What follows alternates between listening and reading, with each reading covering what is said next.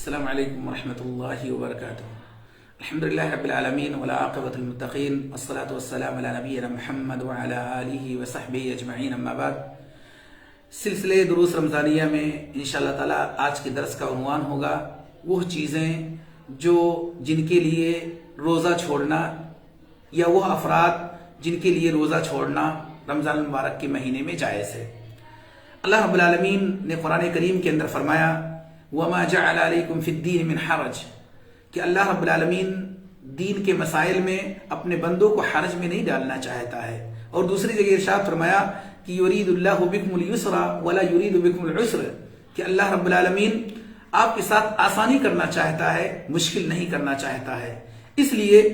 ہماری شریعت اسلامیہ نے رمضان المبارک کے مہینے میں بھی کچھ افراد ایسے ہیں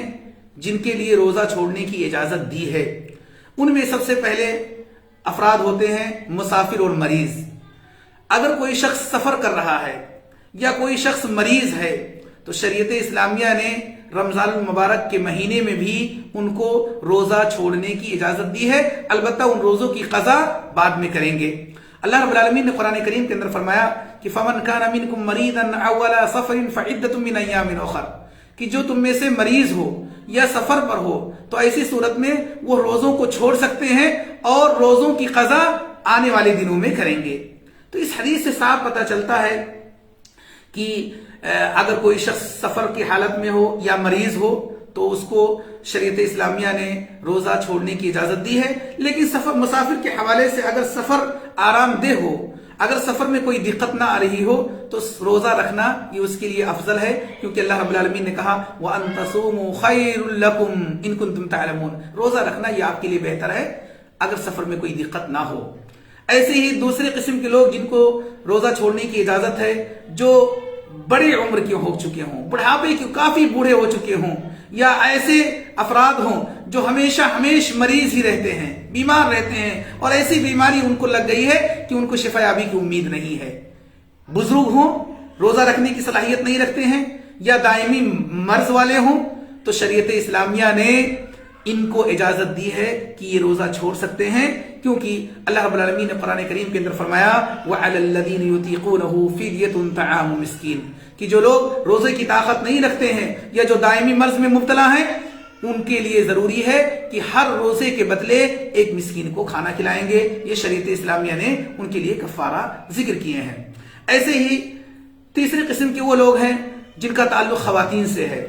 یعنی وہ عورت جو حمل سے ہو یا دودھ پلانے والی عورت ہو، تو شریعت اسلامیہ نے ان کے لیے بھی شریعت اسلامیہ نے روزہ چھوڑنے کی اجازت دی ہے۔ حمل کی وجہ سے روزہ رکھنے میں دقت ہو رہی ہے یا دودھ پلانے کی وجہ سے اس عورت کو دقت ہو رہی ہے، اللہ کے رسول صلی اللہ علیہ وسلم نے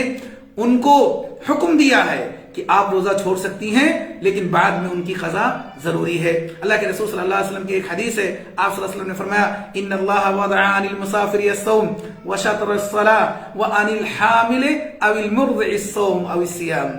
او كما قال النبی صلی اللہ علیہ وسلم۔ اللہ کے رسول صلی اللہ علیہ وسلم اس حدیث میں فرمایا کہ مرضیہ عورت، دودھ پلانے والی عورت یا حاملہ عورت سے اللہ رب العالمین نے روزے کو معاف کر دیا ہے، وہ روزہ چھوڑنے کی اجازت ہے لیکن ان کی قضا کرنا ضروری ہے۔ ایسے ہی حیض و نفاس والی عورتیں جن کو حیض کا خون آ جائے یا نفاس کا خون آ جائے، ان کے لیے بھی روزہ چھوڑنا ضروری ہو جاتا ہے، وہ روزہ رکھ نہیں سکتی ہیں، کیونکہ حضرت عائشہ رضی اللہ تعالیٰ عنہ خود بیان کرتی ہیں کُنَّا نُؤْمَرْ بِقَضَاءِ الصَّوْمِ وَلَا نُؤْمَرْ بِقَضَاءِ الصَّلَاةِ، کہ حائضہ عورت جو ہوتی تھی، ہمیں رمضان میں جب حیض آ جاتا تھا تو بعد میں ہم ان روزوں کی قضا کرتے تھے، لیکن جو چھوٹی ہوئی نمازیں ہیں نمازوں کی قضا ضروری نہیں ہوتی ہے۔ تو یہ چند افراد ہیں جن کو شریعت اسلامیہ نے روزہ چھوڑنے کی اجازت دی ہے۔ سب سے پہلے مسافر اور مریض ہیں، ایسے مریض جو دائمی مریض نہیں ہیں، وقتی طور پر ان کو پریشانی ہے، شریعت اسلامیہ نے ان کو اجازت دی ہے، رمضان مبارک کا مہینہ ختم ہونے کے بعد وہ اپنے روزوں کی قضا کریں گے، اور جیسا کہ میں نے ذکر کیا اگر سفر مشکل نہ ہو تو ایسی صورت میں روزہ رکھنا ان کے لیے بہتر ہے۔ ایسے ہی دوسرے قسم کے وہ لوگ ہیں جو بزرگ ہو چکے ہیں، کافی بزرگ ہوں یا دائمی مرض کے شکار ہوں، ان کے لیے بھی شریعت اسلامیہ نے روزہ چھوڑنے کی اجازت دی ہے، اور ظاہر سی بات ہے وہ بڑھاپے کی عمر میں پہنچ چکے ہیں، وہ قضا بھی نہیں کر سکتے ہیں، تو شریعت نے ان کے لیے حل یہ نکالا ہے کہ یہ ہر روزے کے بدلے ایک مسکین کو کھانا کھلائے۔ کھلائیں گے۔ تیسری قسم کے وہ لوگ ہیں جو خواتین ہوتی ہیں، جو حمل سے ہوتی ہیں یا دودھ پلانے والی ہوتی ہیں، تو ایسی صورت میں ان کے لیے بھی شریعت اسلامیہ نے روزہ چھوڑنے کی اجازت دی ہے، لیکن بعد میں ان کو ان روزوں کی قضا کرنی ہوگی۔ اور چوتھی قسم کی وہ بھی خواتین ہی سے تعلق ہے، حیض و نفاس والی عورت، ان کو بھی روزہ چھوڑنے کی اجازت ہے، لیکن ان کو بھی جب یہ مہینہ ختم ہو جائے گا، یہ رمضان المبارک کا مہینہ ختم ہونے کے بعد حیض والی عورت یا نفاس والی عورت وہ چھوٹے ہوئے روزوں کی قضا ضروری ہے۔ بہت ساری خواتین ہوتی ہیں جو روزوں کی قضا ہی نہیں کرتی ہیں، جبکہ شریعت نے یہ حکم دیا ہے کہ حضرت عائشہ رضی اللہ تعالیٰ نے خود بیان کرتی ہیں کہ میں شعبان یا عام طور سے شعبان میں چھوٹے ہوئے روزوں کی قضا کرتی تھی، اور اگر کوئی عورت ایک گزشتہ رمضان کے روزے اس کے چھوٹے ہوئے ہیں اور پھر دوسرا رمضان آ جائے تو ایسی صورت میں اس کے اوپر کفارہ بھی واجب ہوتا ہے۔ روزوں کی قضا تو کرنی ضروری ہے، لیکن ساتھ ہی ساتھ یعنی کہ آرام سے کفارہ بھی دینا ضروری ہو جاتا ہے۔ اس لیے آپ کی کوشش ہونی چاہیے کہ جتنے بھی چھوٹے ہوئے روزے ہیں